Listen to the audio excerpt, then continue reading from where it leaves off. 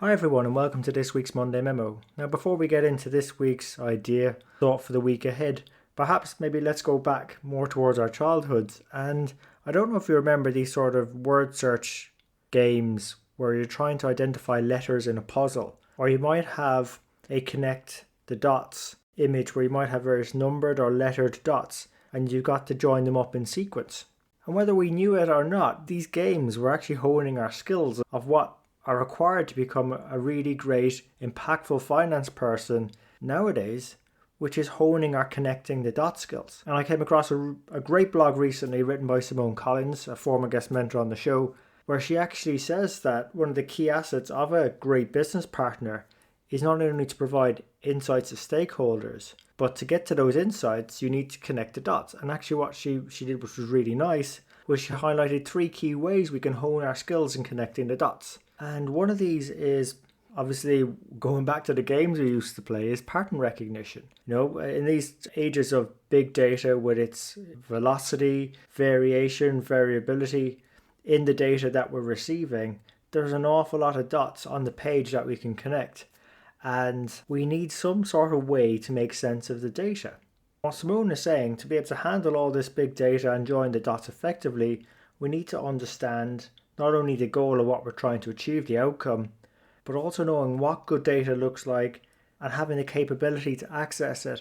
And actually, these are great assets of finance professionals nowadays. It's our access to decision makers, access to data, the skills to be able to isolate good pieces of data to go and support better decision making. And the way we identify patterns in the data is by talking internally to stakeholders in our business to understand what it is that they think they're seeing, and then bouncing that up against what we're seeing in the numbers as well. And this is where there's an important point that Simone makes around objectivity. We need to maintain it at all times, and it is one of the key qualities, I guess, of being in finance, is that we need to take an unbiased view of those data points.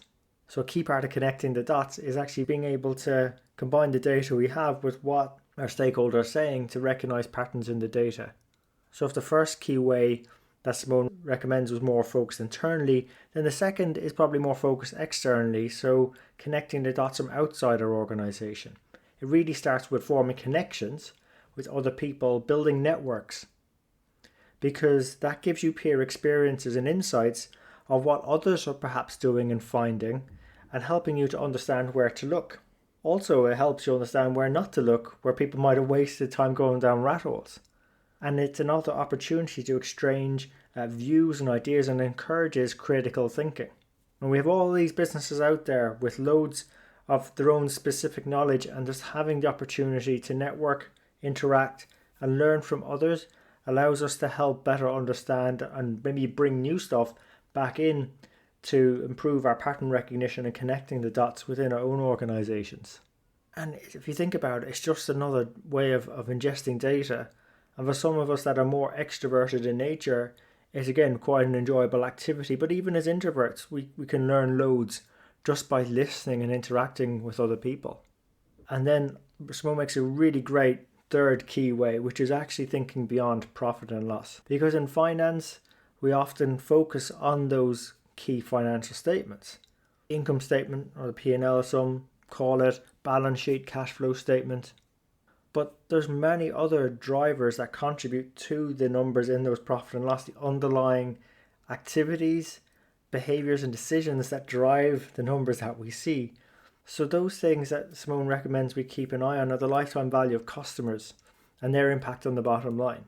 Also the cost of maintaining those customers into the longer term, you having the organizational ability and capabilities to go and deliver the goals that are being set, how different departments, cross-functional teams interact with each other, and most importantly, the human factor.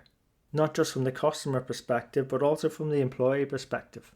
Not just what our customers are saying about what we're delivering, or if you think external customers or internal customers, but also what about our teams and our peers within our organizations. It's really coming out from behind the numbers and actually engaging with the broader business. And then start playing into the first 2 key ways of honing our connecting the dot skills, of building relationships and connections internally and externally. So again, it's 3 areas that might prompt a bit of thoughts, a bit of thinking in the week ahead on how you can improve your connecting the dot skills. And as always, the previous 300 episodes of Strength in the Numbers are made available on our website at sitnshow.com and also through most major podcast platforms, so iTunes, Stitcher, SoundCloud, YouTube, Spotify, and Amazon Music, where you can again learn from how other people are connecting the dots out there, what they're succeeding with, where they're having challenges, what the latest developments are, and how we can perhaps get ahead of them and use them to help us become more influential in our roles in finance and accounting and deliver greater impacts on our organisations and society. So look, that's enough from me. So hope you all have a great week. Take care, stay safe, and let's keep on building our strength in the numbers.